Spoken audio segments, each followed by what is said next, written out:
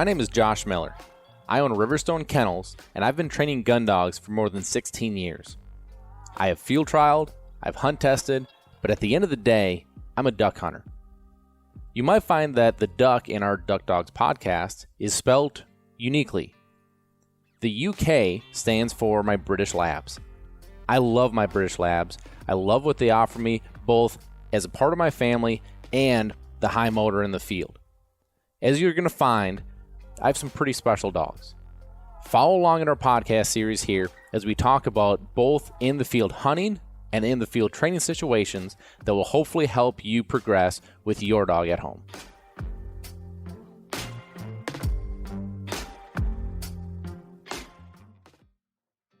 Welcome back, everyone, to another episode of Duck Dogs. Thank you to DUK for bringing you this podcast. DUK Premium Performance Sport 3020 is what I feed my dogs, and I would highly recommend for anyone looking for a very high-quality premium food to put your four-legged hunting partner on. Go check them out, DUK Premium Performance Sport 3020. Also, check out the 2616 if you're looking for something just not as hot with that protein-fat ratio. Great food. Also, thank you to Lucky Duck. We just came back from North Dakota, and I'm going to tell you all about that trip here. But we were running those Lucky Duck spinners in those dry fields, and definitely made a difference. So go check them out, www.luckyduck.com. They also have a great 5-star crash test rated kennel. Go check them out.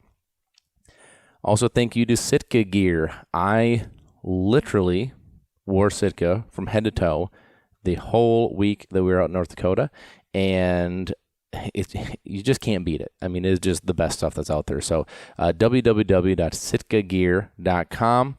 Make sure you get there and get your stuff ordered so you're all geared up for the season. And last but not least, thank you to Gundog Supply, www.gundogsupply.com for all of your hunting and training needs. I was actually in North Dakota with one of the owners, in Rob Snell. Probably the best thing I love about that company is they're great people. So I love doing business with great people. So www.gundogsupply.com. So first, I think I owe all you an apology for a couple weeks off here. It has proven to be much more difficult than what I thought when I'm traveling to get these done, because typical day, you're up very early.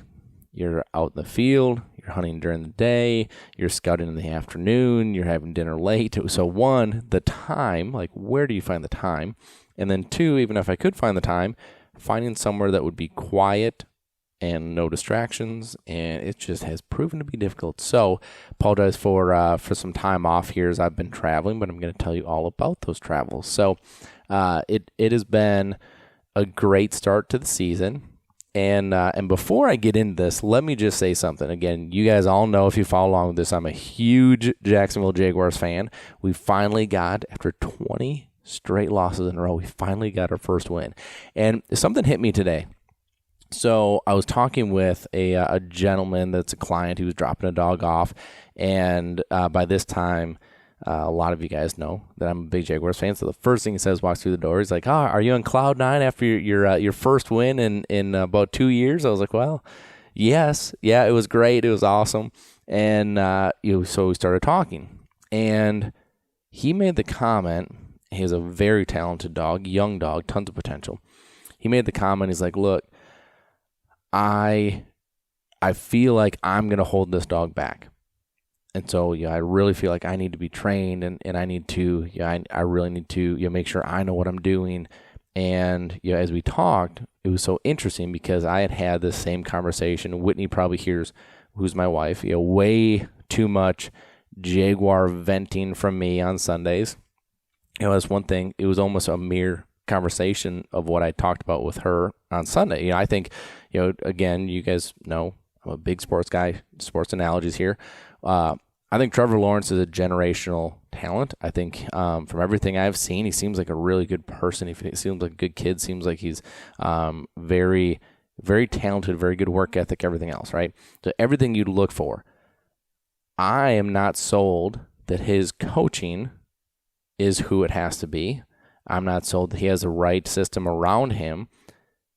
And it was so interesting listening to the conversation I had this morning with my client because of the same thing, right? So here you have, in this case, Trevor Lawrence in Labrador form.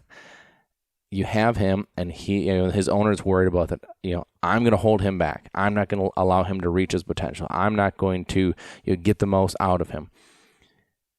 It's so interesting how often we look at the dogs, right, and say it has to be the right dog, has to come from the right lines, has to have the right exposure, right? All the things that we all know we talk about. But one thing we don't often talk about is the coaching.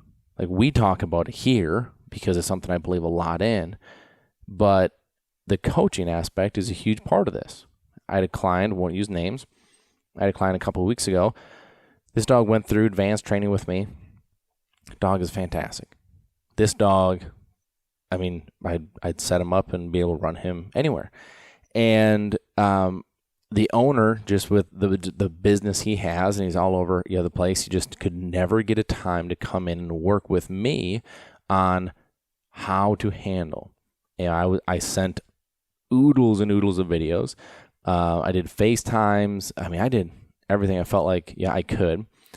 And it seemed to be understood. And he was having some struggles early on in the season. He's like, man, he just doesn't want to run a blind for me. I'm like, okay, well, we got to get time to get together, right? Because you can send me a video and I can only see so much, and, we need to get together. So finally he is able to come out. And anyways, he's like, well, why don't you run him on a couple first? I ran him on 2. I ran him on 3 blinds. He lined one whistled one with an angle back cast, and the second one I think he would have lined, but I stopped him just to show the control and gave him, back cast. Like, the dude was killing it. So I turned to the owner, and he's like, man, he doesn't do any of that for me. I'm like, okay, well, let's figure out what we have to do, right? And sometimes it's hard because, when people are very nice, and I tend to be very nice back, and sometimes it's hard for me to be like, it's you. We need to work on you. We need to train you. I had that hunch, but let's look. The best way that I can describe this is when, because most of us are gun dog owners. You know how when you shoot a shotgun and it feels right and it feels natural and feels everything, and then you hand it to someone that has never shot before, and they're like, feet are together, they're like leaning way back, they're whipping their head all over the place trying to look down the barrel, and you're like, whoa, whoa, whoa, whoa, whoa, whoa, whoa. Like, this isn't close. That is exactly how I felt.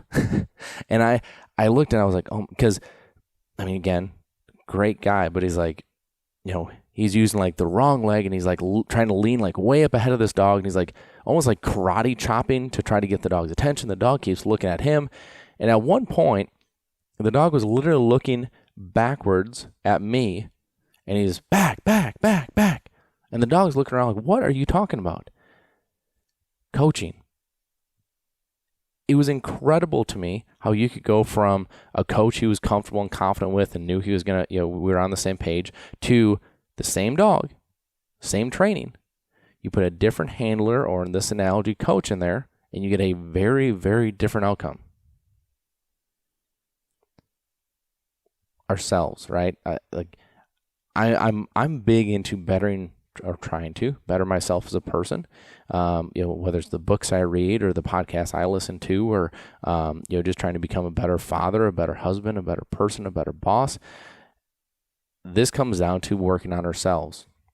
This is something I've actually tried to start doing now with people that call in. They're like, hey, I want you to train my dog. I want to know if you're all in. Because I'll tell you what, it's really frustrating for me to spend an entire summer dedicating my heart, pouring my heart and soul into a dog, getting the most out of them, just to send the dog home and have them not finish or not follow through or not become the dog that they should be because of the handler. What's really interesting, my relationships with these owners have gone through the roof on this because they are invested. They themselves, more than financially, their time is invested into this. And so it was just funny, and I had to talk about it today because I'm deathly afraid that we're going to screw up Trevor Lawrence's career because we have the wrong coaches, and how very closely that stuck with the dog situation. The right coach means everything. Doesn't matter how talented the dog is. Doesn't matter what the dog is capable of. Doesn't matter what you think the dog can do. If you can't get them to do it, it does not matter, right? So let's work on ourselves. And hopefully I have some pretty cool things you guys can look forward to here, hopefully in the near future, and how to help with that, because I think this is a huge part of this. So with that behind me, let's talk about North Dakota. So North Dakota, this was our first trip of the year. We went out there. We had some great people that we stayed with, great people that were clients. I'd never known them, never talked to them ever until they called to get on the list for a puppy, which they got Knox, and I'll talk a little bit about Knox here because it was his first hunt. But yes, they waited on the waiting list, got Knox, who was a Brock and Leah puppy, great little puppy. And now, for those of you who don't know, that's my breeding program, Riverstone Kennels breeding program. Brock and Leah. Brock is one of my stud dogs. Leah's the female that this litter came out of. And it's just funny to me to look back and appreciate that here's a guy that I have no idea who you are. You call my phone. We have a conversation. You get your list on a dog that was, he waited 2 years for the puppy, and then he's 1.5 years now. So it's 3.5 years ago. And now we get to share his first hunt together. It was super, super special for me. And then the relationship that we've been able to have as we, grow up with, the process of getting the puppy, then picking him up as a puppy, then bringing him back for bird and gun intro, then bringing him back for intermediate training, and just the communication that's involved in that, really neat. Some of my best and closest friends now have all come from this dog community. Is really, really neat. But anyways, that's who we were out there with. We were staying at their place. They had a great place out there to stay, and it was how I like to hunt. I like scouting.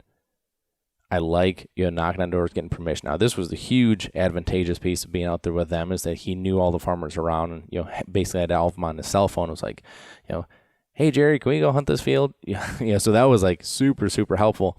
But we had to do our scouting. We had to, we had to get on the X. We had to do everything. I love that. To me, that is part of the process. It's part of, I feel more accomplished doing that than if I go out with someone that's done all that and sets it all up, and all I do is roll in and run the dogs. It's just not my thing. I love the process piece of it.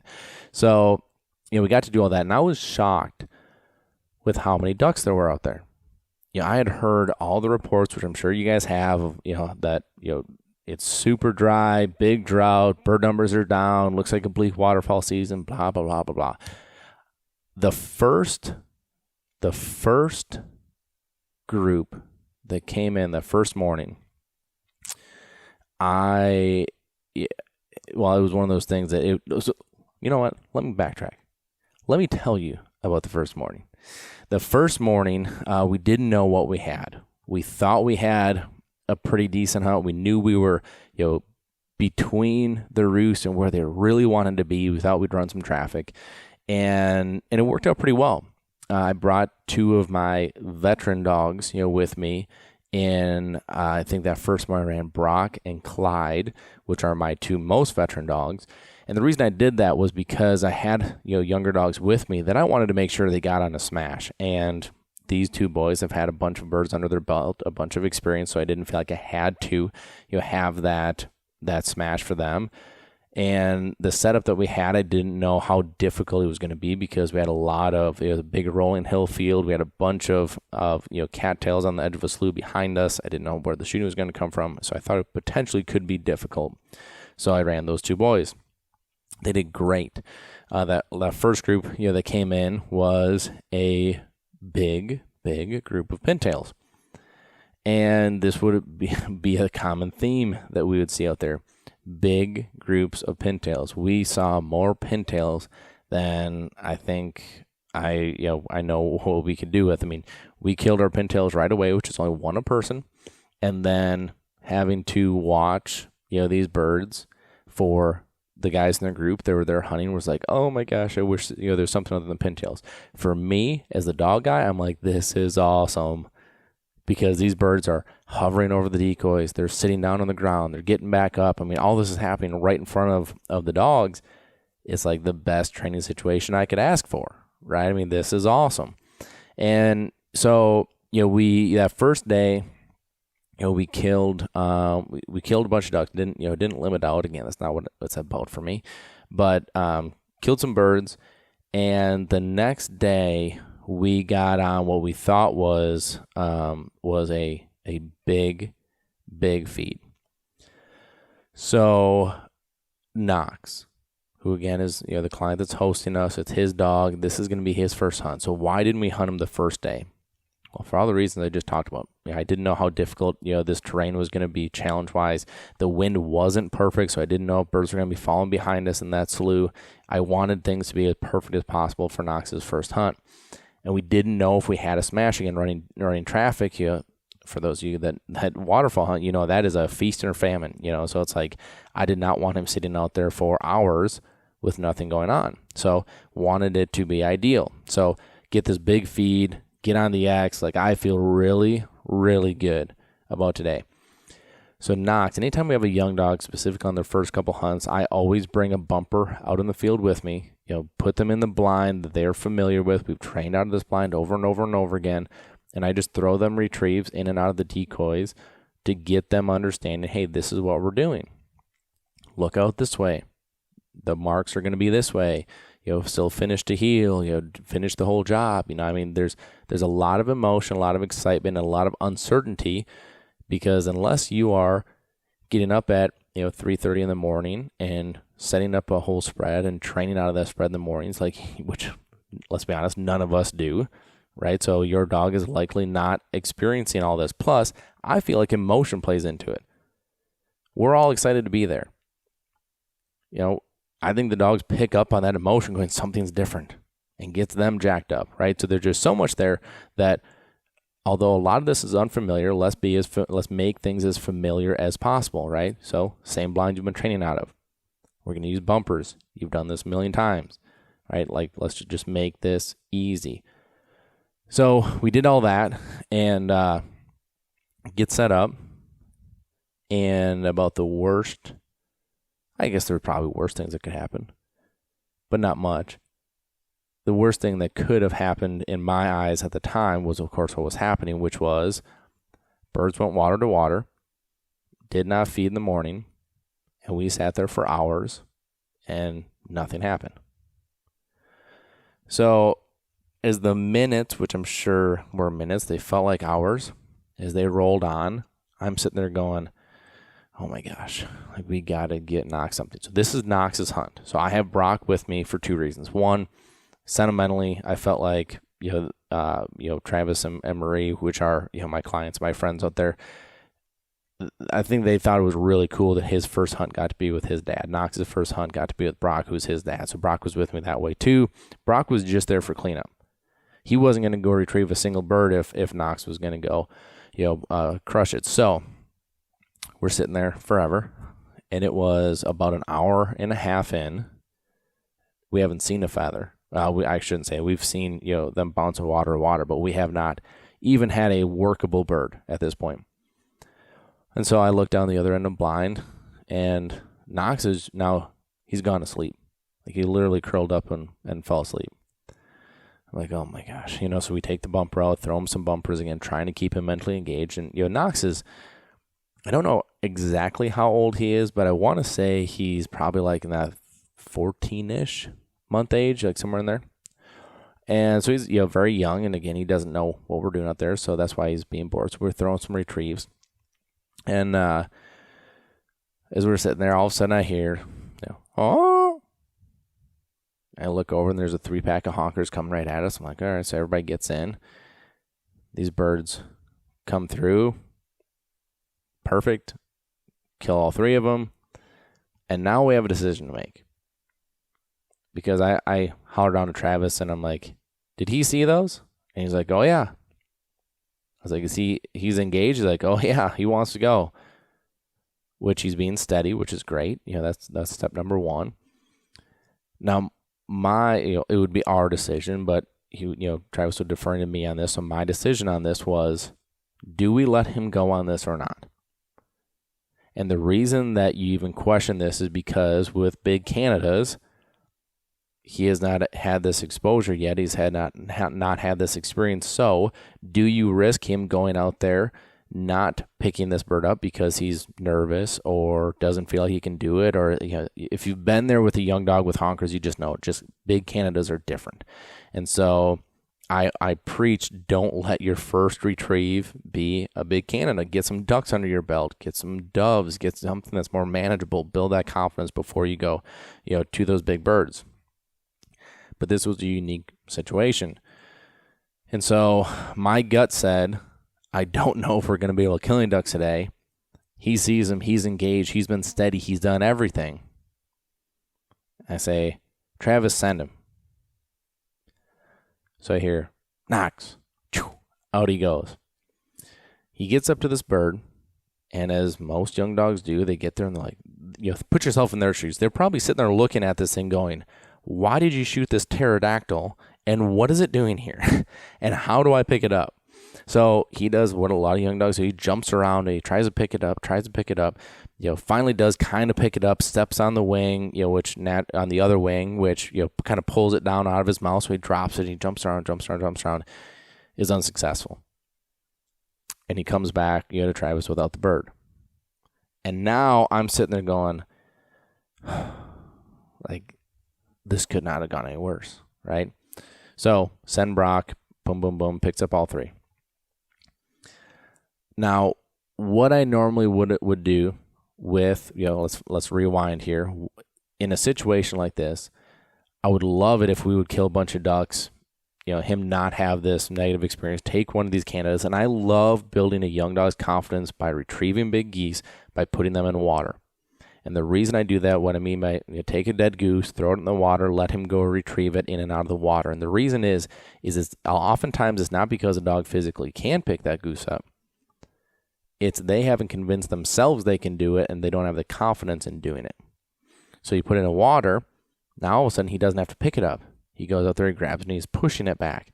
With every stroke, he's building his confidence. I got this, I got this, I got this, I got this. And you do this a bunch of times. Well, now all of a sudden this goose is no big deal because he doesn't have to physically lift this big bird up, right? It's all a confidence game. So that's normally what I would do, but he has just not had the exposure yet of this. So we do some retrieves, with this goose, praise him like crazy. He gets a couple holds on it. He starts bringing it back. You can tell he kind of starts building his confidence, right? So then we had 3 pintails that I swear to you that God sent those to us because he knew how badly we needed them, because it was to the point that I'm going, this is a complete train wreck. These 3 pintails come in, boom, boom, boom. And Knox gets 3 perfect retrieves. Out, back to hand, out, back to hand, out, back to hand. Crushed it. Just like we knew he was capable of because he had been trained to do this, right? Was great. Another group then comes in. Now all of a sudden we kind of get this mid-morning flurry going on. And Knox, retrieves, right around 10, 11, ducks. Boom, boom, boom. You can see a difference in this dog now. All of a sudden, he knows why he's there. He knows what we're doing. He knows how to do it. And he's like, look at me. I swear on the last duck, he came back and he had like this little, chest puff out strut going on because he's like, look at me. The demeanor in his look and his personality changed. And all of a sudden, he was a big shot, which is great. Okay. Now, another group of honkers come in. And one, I cannot tell you how only one fell out of this group with 5 guys shooting. I can proudly say I did not shoot on this group, but only one bird fell. Stone dead right in the decoys. Now, I can't tell you what led me. It was just this gut thing, because if you had me on the phone being like, Josh, this just happened, what do? I would be saying, don't send him. But there was just something about everything that I saw up to that point, from him being unsuccessful to him, getting these ducks, to him doing these goose retrieves off on the side with one of these dead birds. Like, I just saw a different confidence in him. So I look down at the end of the blind, I see him zoned in. And I'm like, do it, Travis.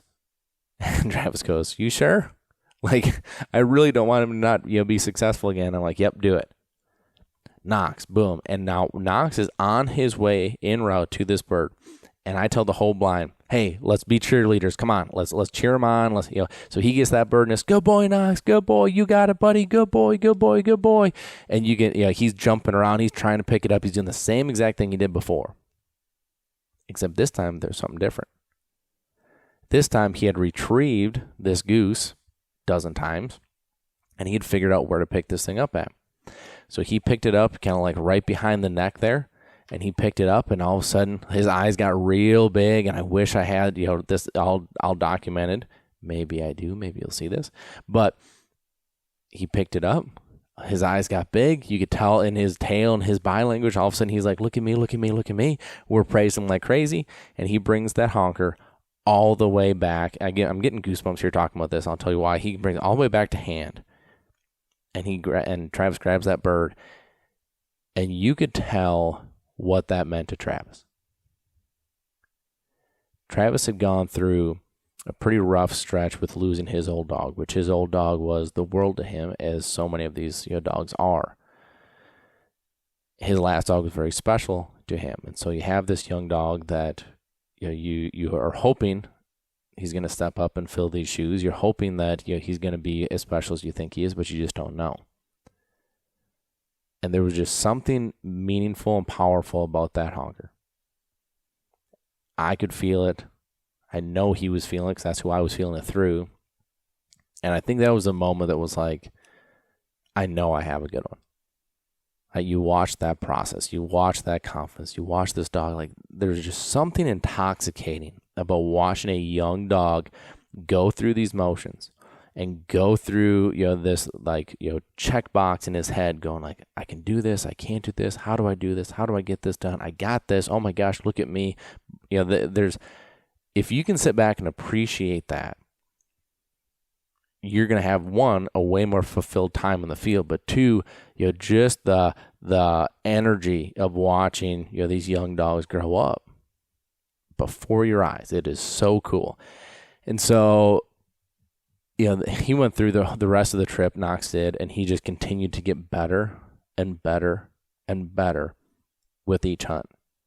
Now, out there, we had a huge advantage in that we were able to get him consistently on ducks consecutive days in a row, and that's how you do this thing, right? I mean, birds make a bird dog, ducks make a duck dog. You have to get them those bird contacts, and you have to get them in those successful situations, build that confidence, and in turn, this is exactly what happens. But it was so cool to watch that and to watch him overcome that adversity and really overcome what he had just failed at. He had just failed at picking up a bird in dang near the same location. And then to go out and use what he had learned here in the last hour and apply it and be successful. It was really, really fun to watch. And that's the kind of stuff that I geek out on that stuff. I mean, it gets me fired up. It gets me excited. It gets me wanting to get out there again. I mean, that's the stuff that I love. And, we had, I'm going to talk to you a little bit about my own dogs too, but, I think, again, the coaching part of it. If we just sat there and we were like, well, he didn't get that one, let's see what he does in the next one, right? Like, we did things in between there to make sure that he was building his confidence before we sent him on that next one, right? In-game adjustments, coaching, sports analogy, in-game adjustments. We didn't go out there thinking we were going to throw that honker for him, but because what happened, we built his confidence and let him go be successful. Don't be afraid to do that stuff on the fly. So, Knox got his hunt. Awesome. That was priority number one of being out there, was getting that.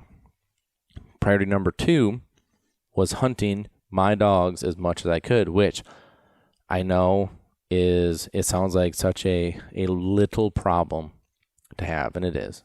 It is. There's a lot bigger problems out there in the world. But one of my biggest problems that I have during hunting season is hunting all of my dogs. Because, if we get on, we normally hunt about, right around that 100 days a year mark, waterfall wise. But you got to figure a third of those days are weather days. That's always the number I've always heard. A third of the days are weather days or just bad hunt days, right? So you take, 30, so let's just use 60. So you have 60 days. If I have 60 good hunts to get on, and I have 6 dogs I'm trying to hunt, that means each one of my dogs only gets to hunt 10 times a year. All of a sudden doesn't sound like a whole lot, right? So trying to be as productive as possible and trying to get them as much exposure as possible is very important. A big dog that I had my eye on, going into this season is Strike. The reason being is that Strike had last year being what I call his rookie season. He did very, very well. I think this summer he grew up. I think he did a lot of really good things. I think I just saw a difference in his control, a difference in his intelligence, a difference in his in his handling. Like, was just sharper. Like, he just seemed to elevate himself a little bit. So I was really interested to see how that would apply to the field. I was very, very impressed with him. From the get-go, from top to bottom, I thought he handled really, really well. I sent him on a couple big blinds. Big blinds, I think I don't have my notebook on me. So I actually keep a notebook I think I've talked about this on our Instagram account, but I keep a notebook of all the retrieves that each one of my dogs get each season. Yeah, I think this is a cool thing. I think it's special if you guys are looking for something like this to do. I think it's really neat because what I like to do, so I just have a notebook, and at the end of each hunt, I'll have goose, duck, dove. I think I put specs under a different, category than geese. I don't know why. But I just put tallies, and, if there's anything special, about a specific hunt, I'll write a little note about it. I also put, this year I started doing this. I didn't do this a lot, in years past, but I do blinds. Because now with Onyx, there's so much technology out there that you can get pretty dang close to how far each blind, was, or how far, really anything is. And so what I'll do is I'll kind of map out how far I think each blind was and write it down. I just think it's interesting. And I think Strike had one that was right around 350. And he just did a great job. So I was super proud of Strike. And then another dog that I really had my eye on was Bracken. And Bracken, who is he's the smallest of my dogs. Not that he's like petite or anything, but he's just the smallest stature of my personal dogs. Bracken had a season last year that was definitely one to forget, and it was of no fault of his own. But I took him on 3 hunts in a row, all in Arkansas, which Arkansas was just unbelievably brutal last year. But the 3 hunts I took him on, there were 0 birds killed, 1 bird killed, 0 birds killed. And you want to talk about the absolute worst way to start off a young dog in his career, that is it. I mean, I sat him out, because I could not afford to have him on another poor hunt. I mean, he was to the point that he was doing what Knox was doing. He was on a tree stand in the flooded timber, Arkansas. He curled up and laid down and went to sleep because he had no idea what we were doing out there. I could not afford it. And Arkansas was so tough about Arkansas is I love Arkansas for a lot of reasons. This one reason I dislike it is because if you're not where the birds are, you can't just go scout, get permission, get on the X. Everything that we just did out in North Dakota, can't do that down there. Mainly because it's such a big money thing that everything is leased up and everything's already, so you have your spot. Unless you're going to go hunt public, which I've done it, and I am not eager to do it again. I'm not eager to fight with people at the boat ramp. I'm not eager to do the boat races, which if you've not heard of the boat races, one of the craziest things I've ever seen. That you have, 50 to 100 boats at a starting line. I think it's 4 a.m. they can leave. So they have all these boats sitting in the water at 4 a.m. And when it's 4 a.m., it is deafening how loud all those motors cranking at the same time are. And they're bumping into each other. They're running over each other. And they're flying down what the best way to describe it is a flooded four-wheeler trail. I mean, they're bouncing off trees, doing all this stuff. I'm like, oh my gosh. It's crazy to me more people don't get killed every year. I mean, it's crazy. So it's just not something I'm eager to want to go do. So we have our private spots and we do the best we can. But we can't do what we did out there. So big priority had to be Knox because they're hosting us because we're out there, right? So Knox was one. Number 2 was the next big feed I had. That was Bracken's. So we had a big feed that we thought was an afternoon feed. So we hunted this in the afternoon. And I could not have asked for anything more out of Bracken. I mean, we had the first group that came in, all pintails. Boom, boom, boom, killer pintails. Actually, I think we had one. We had one left, which I don't have to kill limit, one, to be happy. Two, I sure as heck don't want to go over anything and be illegal. So we're like, hey, we're done shooting pintails. I bet we finished, feet on the ground, finished. I bet we finished over 1,000 more that morning or that afternoon. 1,000. It was insane. And it was awesome to watch them look over at Bracken in his blind. He's just zoned in on what's going on here. And he got to pick up a lot of birds. He was under control. He never once broke. He never once got anxious. He was always, under control with his handling. Now, the only thing he didn't get to do that I would have liked was I would have loved if he had like a real long blind I had to send him on. The opportunity just wasn't there for him that day. But everything else, could not have asked more. And I was just ecstatic that he got to have that hunt. He deserved that hunt. He is the only dog that I have that has never once failed a hunt test. Not once. He is like the best kid or the best kid dog that I could ask for when I talk about, like, I have a 2.5-year-old daughter, I have a 1-year-old son, loves them, adores them. Great in the house, great outward. Like, he just has this personality that's infectious. Like, he has everything, except he didn't have the hunts that I needed him to have last year. And so for him to have those, I'm so happy. I can't wait to get him back out and follow this back up. So Bracken, was one, and I could go through all my dogs. Clyde was fantastic. I thought Clyde was probably a standout, for me during that trip. Loved him. Bud, now I've come to expect this, from Bud, being he's still young. I think he's 3, but he's just had such a great career up to this point that, yeah, he crushed it, but I expect him to crush it. Great. All great. I want to talk about one particular retrieve, and which is actually 2 in 1. But there's one that I put on social media, and if you guys don't follow us, go follow Riverstone Kennels, social media, and you'll see this stuff because I put a lot of our hunts. A lot of times I'm not shooting, so I'm filming, which is something all entirely on its own. But I try to put up a lot of the hunts, especially a lot of the retrieves, and you guys can kind of feel like you're there. Is the feedback that I get a lot, which is cool. But one of the things that I think stood out to me was we had a retrieve that Brock did, that we had a honker on the last morning that we were out there that really sailed. I mean, one of those that, like, you shoot into them and you watch them fly away, and it's just so wide open out there that you can see a long ways, and all of a sudden this bird, probably lung shot, just all of a sudden falls, out of the air and kind of like glides down. And I'm like, oh gosh, like, that's a long ways away, right? And so what ended up happening is we, at the end, we picked up, drove on the gravel road, which you probably cut this roughly in half, and we got over on the road, and we used our binoculars, and we saw this bird in the field. So we made sure we can get on the field.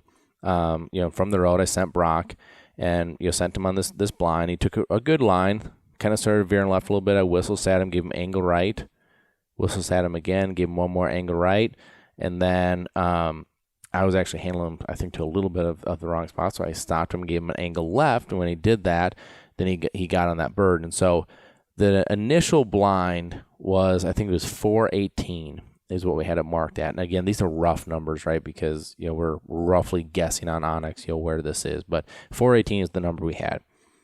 But when Brock gets up to this bird gets up and starts trying to get away. Now it's one of those, like, it can only fly about 3 feet off the ground. You can tell this bird is going to go down again, right? And so Brock stays on him, and that bird flies for what we figure is another 350 yards, and then falls. And so Brock is able to catch up to that bird and grab that bird. So Brock is roughly a half mile away from us, and now has to bring this bird all the way back. And yeah, I think that there was a couple things that people appreciated about this retrieve. One is that the initial blind to get there, right? Big, long distance, how hard he runs his blinds, how under control he is, and to get on that bird. But then the perseverance of keeping up with this bird, getting that bird when it hit the ground. Then what I appreciate maybe more than anything, and I'm glad that so many other people did, was the carry back. I mean, that is a big bird for a dog to have to carry that far back. And he did a great job with it. And you could just tell by the time he got back, he was like, oh, like that was a big one. And I love that retrieve. I love that retrieve for a number of reasons. But I love the retrieve before it even more. And it's a retrieve nobody got to see. And it was a retrieve that he was unsuccessful on. So rewind to when we shot this bird. So Brock goes and picks up the birds that fell stone dead, boom, boom, boom. And then this in particular bird, when it dropped, it was across a road, which was a gravel road that we had not seen a single car on all day, right? So it wasn't like I was sending him over a big road. So he had to go through the field, down the ditch, up on the road, down the other ditch, which was way bigger and way thicker cover than what I thought it was, staying at a distance, and then go up the hill and back over the hill where we saw this bird land. So, I mean, it's a long, long ways, but yeah, I'm kind of to the point now that I like that. Like, I'm like, all right, let's see if Brock can do this because it's a long ways. Last year, he had a blind that he ran on a spec that was, I think it was 26 yards short of a half mile. That we actually, we drove it off on the side-by-side just to see how far it was. So I know he's capable of running these big blinds. So I lined him up back, like he does, 100 miles an hour, takes that line, hits the ditch up over the road. When he goes back down the other side, he gets sucked over. Now, after I got over there, I understood why, because of how thick it was and everything. He had to fight through a lot of that stuff, which threw him, got his line off. So I stop him, angle back. He takes it up on this hill. Okay, and he is a pin dot when he's out there. I give him one more whistle. And now these are the things that I think about. So one, I'm standing away from the blind and I'm trying to be silhouetted the best I can to the backdrop, right? So I'm trying to stand up on the hill. I like to, if I can, wear, I have a Sitka heavyweight hoodie and I have it in black and I have it in green, dark green. I really like to wear that if I feel like it, like if we're going to be in an A-frame or we're going to be in one of the Lucky Duck 2x4s, what we mainly hunt out of, I don't feel like I need to be in camouflage. But when I step out, these dogs can see me so much better, right? So at this distance, it's very important to be seen, right? So I step away, try to be silhouetted. I'm wearing my solid shirt. He can see me. And it's amazing how at that distance, that was something that one of the guys hunting with, he's like, I can't believe how quick he responded to your whistles at that distance. And he did a great job with it. But the last whistle I gave him was right before he went over the hill that we think this bird went over, right? So I just stop him just because I want to give him one more back, angle back cast to push him over that hill. So I stop him again. He's on the right line. Stop him. Angle back. Up over the hill he goes. And we lose him. So you sit there and wait. And wait. Now, Brock being Brock, I expect him to come over the hill with this bird. Again, feels like forever. Over the hill he comes. No bird. Tweet. Angle back, push him back over the hill. Goes back over. Comes back over again. No bird. Okay, one more time. Tweet. I make him sit and think about it. Angle back, push him over the hill. And this time he came over the hill. And you could just tell in his body language, like he kind of had this slinky. It's hard to explain, but I know Brock. And it was the I'm frustrated look. So, and I call him all the way back. I had a buddy with me named Brady, and Brady had him on Onyx, and he's like, dude, he's 800 yards right now. When we lose him over the hill, that's 800 yards. I'm like, okay, so he runs all the way back. I have a picture after he got back, and it is just, he came back, and he was super tired. He just ran well over a mile, right? Trying to be successful and couldn't get it. So he came back and I just gave him this big hug. And my buddy Brett, who's an extremely talented photographer, got this kind of raw emotion video of me, give him a big hug. He's got his tongue hanging out. And why that retrieve was so special to me is, a lot of times, and maybe even the guys I hunted with probably were like, well, it is what it is. He didn't come back with that bird. To me, he did everything else. He took that good line. He was under control. He handled beautifully. Okay. I didn't know why he didn't come back with it, but he didn't. but I loved the effort. I loved what he did. Now, fast forward to the end of the hunt. Pick up the decoys, we drive out, we get to that road, drive down that road. Look, the reason he never got there is there was a whole nother hill past that one, which was probably another 100, 150 yards. That's where the bird fell. So he was getting to the bottom of that hill and getting hung up or something, and he kept coming back, looking for that direction. But it made me go, oh, that's why you didn't get that bird, right? And then for me, being able to then line up, which this was the same bird that we just talked about that he had to chase and get on and carry that half mile back, but that he's to then be able to come and be successful. That's what made that so cool to me. I enjoyed the unsuccessful retrieve more than the successful one. I thought they were both great, but just the heart that he showed, the drive that he showed, the control at that distance, I just thought was super, super special. But it just goes to show you like these things that we train for, right? And these things we work all year for, these memories that we get to hold on to and we get to cherish. I mean, that's why we do this, right? I mean, those memories, that unsuccessful retrieve, which probably meant nothing to no one else, meant a lot to me. That's the cool stuff.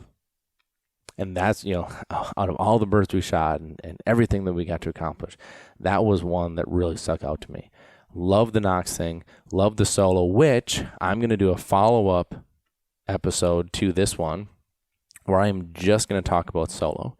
And I'm just going to talk about what I did with him out there. Sneak peek on that. Solo, who, if you don't know, he is my newest boy. I got him, I think, probably middle of this year from overseas. I have a whole story behind him, but I think he's going to be really special.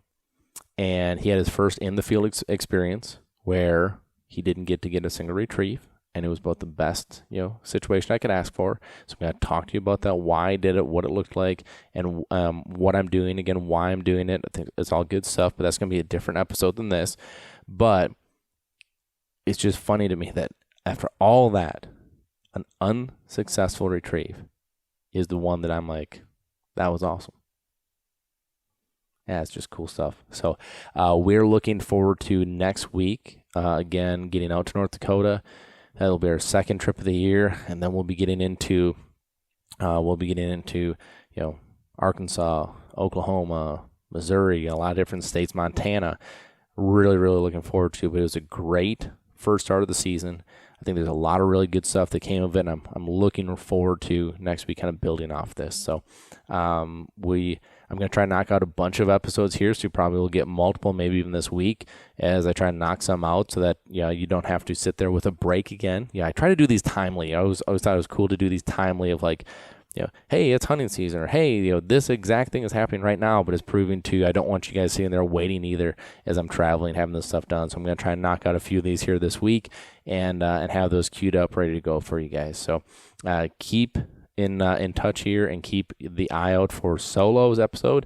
I think you will really like that as I explain what I did and why I did it with him in North Dakota. So thank you guys for spending the week with me, and hope you guys have a great week, and we will talk to you soon. Thanks for listening. Be sure to follow us on Facebook and Instagram. Leave us a review on iTunes, and a special thank you to DUK, because without them, we couldn't do what we do here, bringing this information to you.